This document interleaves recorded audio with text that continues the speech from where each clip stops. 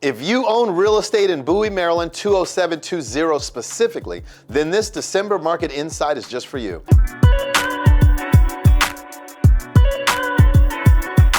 It's me, Melvin Yates, your neighborhood real estate broker with EXIT Flagship Realty. And on this month's Bowie Real Estate Market Insight, we'll focus on empowering you with the real estate facts and data, no fluff. I'm going to share with you the 5 things you need to know as we enter 2022. Plus, I'll give you the national data and explain exactly how it's affecting us on a local level. Now, don't forget that my office has over 160 awesome realtors serving clients like you in DC, Maryland, and Virginia. And we would love to help you put a real estate game plan together. Now for the numbers.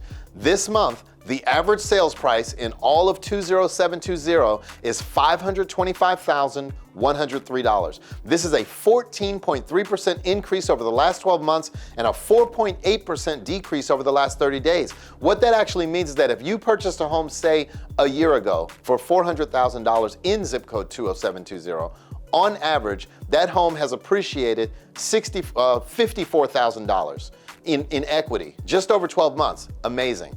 Now, the average days on market, which is basically the time that it takes to find a buyer for a home sold in 20720 during November was 18 days, which is a couple days ahead of the county average of 20. Now, in the last month, we did have 30 new homes come to market, which is the number of homes that were listed for sale. But this is an issue because we still only have about 3 weeks of total inventory in 20720, which means that we just can't keep up with the demand. Now, though this is concerning for my buyers, it's a huge opportunity for my sellers who should strongly consider taking advantage. Now, as far as home sellers who accepted an offer during the month, otherwise known as pending, there were 40 of them. And that represents 133% of the 30 new listings that even came on the market. And lastly, there were ultimately 20 homes that did sell during the month in all of 20720. That's up 11.1% over last month, but down 51.2% over last year this time.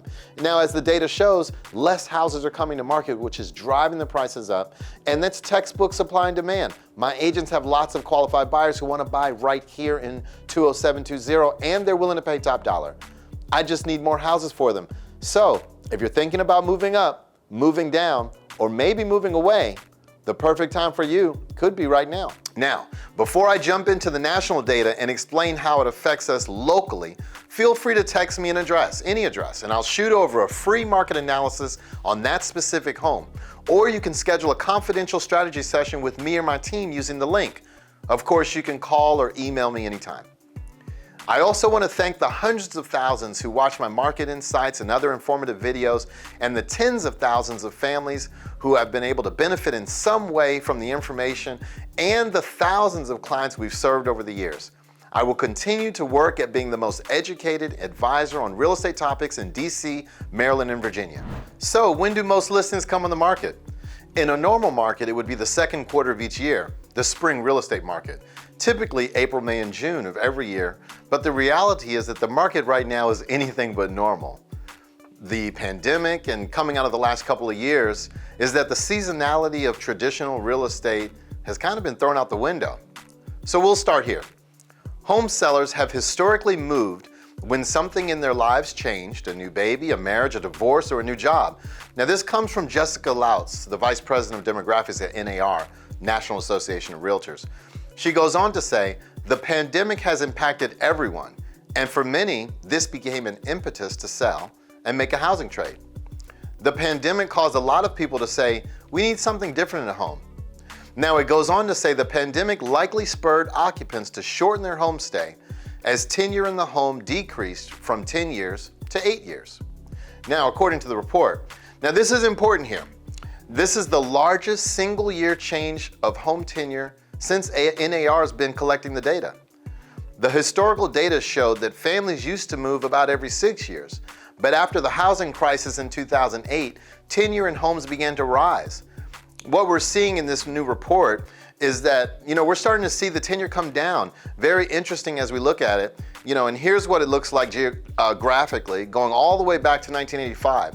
You'll see the average of about 6 years of some staying in their home, most people staying, some people staying longer, 7, 8, 9, 10 years.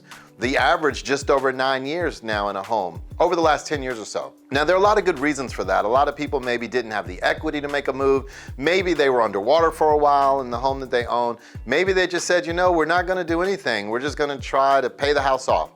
Now, coming out of a pandemic, we're seeing that dip down. Now, I'm certainly not saying that 1 year would make a trend by any stretch of the imagination, but I think we can safely say that it represents pent-up seller demand in all those years that folks have stayed in their homes. We can say the meaning of a home has dramatically changed. We can also say there's more equity in homes now than there has ever been before in history. All of this leading to many people thinking, maybe now's the time to make a move. And I do believe we'll start to see that in the winter. Now, let's take a look at what George Ratu at Realtor.com says. He said, the pandemic has delayed plans for many Americans and homeowners looking to move into the next stage of life, and that's no exception. Recent survey data suggests the majority of prospective sellers are actively preparing to enter the market this winter. So going back, a lot of reasons we just talked about, folks thinking about moving. This study is saying we're seeing a lot of those people preparing to enter the market this winter. In that same study, 65% said that they either just listed or plan to this winter. 93% said they've already taken the steps toward listing a home, including working with an agent. 36% have researched the value of their home and others in the neighborhood. And as well as we've started making repairs and doing what they need to do to sell the home. I think today in this market, being prepared, being educated, and taking action, if appropriate, is what I want for you. Now, Danielle Hale says that this new listings have risen now for the second week in a row, with this recent survey data suggesting that a growing share of homeowners and potential sellers are eager to find new homes. Now, there's reason to believe this may be the start of a welcome trend, especially as we move into cooler months. As we look into the winter, the data shows that we're going to see more activity among sellers and among buyers than we've seen in quite some time, as seasonality has been thrown out of the window. Now, let's just talk for a minute about interest rates. Probably one of the biggest things that's going to be talked about as we go into the new year. What's going on with the interest rates? The overall outlook is interest rates are going to rise. And this is a look right now at the 30-year fixed. We've used this, many times over the last couple of years as we go back and look at January of 2020 prior to the pandemic, which is basically rates are knocking on the door of 4%. Right now, the average 30-year fix is right at 3.1%. Many calling for that rise to go into next year. Now, I'll show you what forecasters are saying, but if you were to ask me what's going to happen with interest rates, I think we're going to go back to where we were. This is a historical perspective on rates. Now, looking back at 2016, 17, 18, 19, around four normal years, I guess, quote unquote, normal years in real estate, and we bounced somewhere between 3.5% and 5%. Now, I think we're headed back there. I think we're headed back into a much more normal interest rate environment. Now, we've seen some phenomenal, awesome rates over the last year or so, historically low rates on a 30-year fix. And I think we're just going to head back to a time where we were prior to the pandemic. The bottom line here is context matters right now for the housing market and certainly for purchasing demand.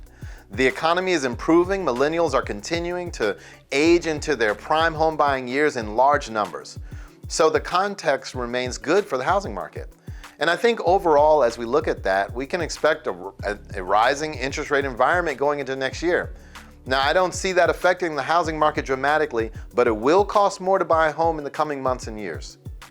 Now, before we close, I'll quickly share some mortgage rate projections. This is an outlook from the four leading providers that we follow: Fannie Mae, Freddie Mac, MBA, which is Mortgage Brokers Association, NAR, as I mentioned earlier, National Association of Realtors.